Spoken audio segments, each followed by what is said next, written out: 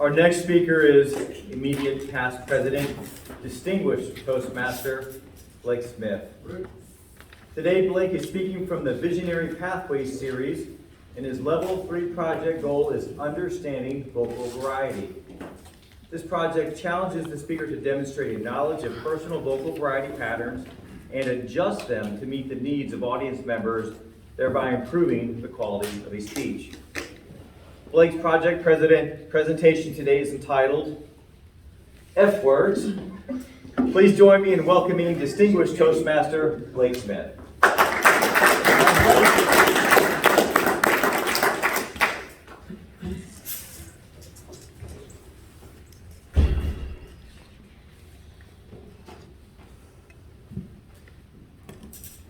Do you remember the first time you saw a toddler bust a crazy move? It may have been a family member's child or a friend's child, or maybe yours. Now, I'm talking about something insane. That time when a child launched off a set of stairs or came off the back of a sofa, knowing you would turn around in time to catch them. YouTube is full of these launches. Did these youngsters get hurt? Rarely ever. Why? Because the parents will pull muscles, break bones, and suffer contusions trying to catch these falling angels before they crash. Fellow Toastmasters and guests, why do children do this? You know the answer to this. They're fearless, the F word. A complete and total lack of fear. I'll give you another F word. Faith. They have 100% faith that the parental unit will be there. So what happened to us? You know, we were all like that once. The other F word happened. Fearless went away, and fear showed up.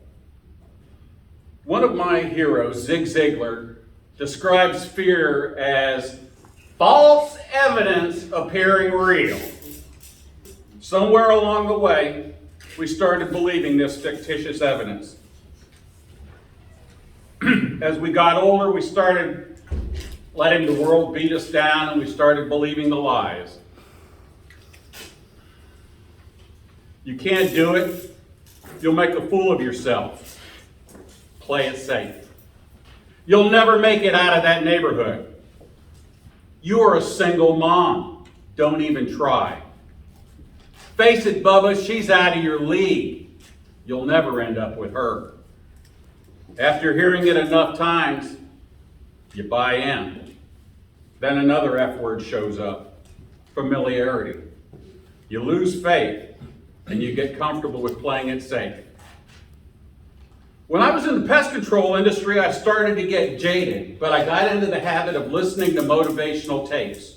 For those of you that are young, that's a type of media I'll explain to you after the meeting. I started putting quality into my head. While doing this, I got a job offer completely outside of my industry, construction sales. While I was noodling the yes or no answer, I was listening to a series by Dr. Dennis Waitley. He was helping the listener understand how to have faith in themselves. He used the analogy of placing a 10-foot 2x6 plank 80 feet in the air and suspended between two buildings, and asked, would you walk across it? How about if the plank was on the ground? What changed? Same plank, same distance, same you. Maybe you should have faith in yourself. He was right. I accepted the job. I had faith in me. I walked that plank.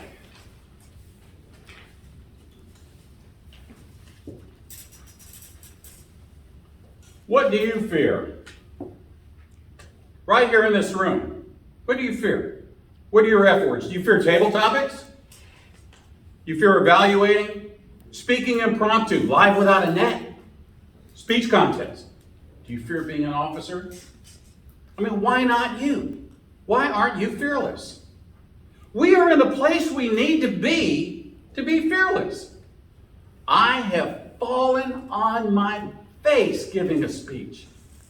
Now that speech was fantastic. in my mind. I wore a bathrobe. I talked about arugula.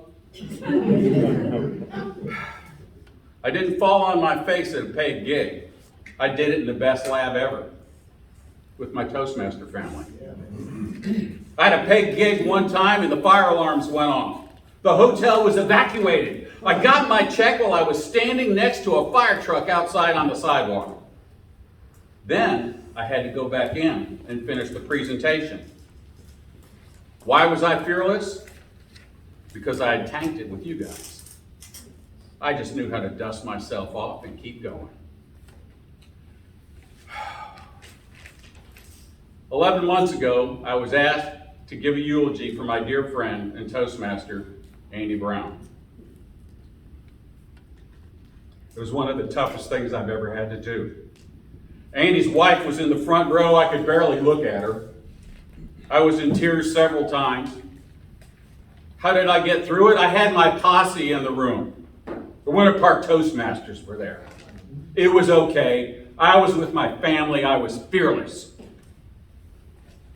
I can't even talk about fearless without bringing up Lillian. Good Lord, she was raised speaking Chinese, and last week she was grammarian for the first time. That woman's fearless. Why aren't you? Let me tell you, it's easier if you have a champion. I've had so many champions in this club. Ron Clymer and Gordy Allen talked me into charging money for speaking. They made me believe that my words had worth. Andy Brown kicked me in the tuchus and got after me till I got my DTM. And Kim Glainer. Kim Glainer's faith in me literally changed my life. Keep an eye out for your champions. They don't wear a special name tag. They can be anywhere, they can be anyone. A champion believes in you. Champions have faith in you when you don't see it in yourself. Do you want to be a pro speaker? Get a champion. You want to be a better evaluator? Get a champion. You want to find out what the next step is in Toastmasters path?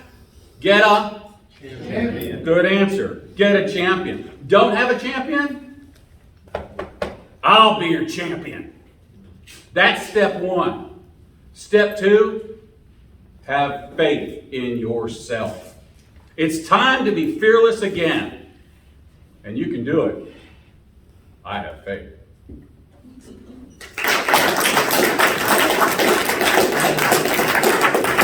Well,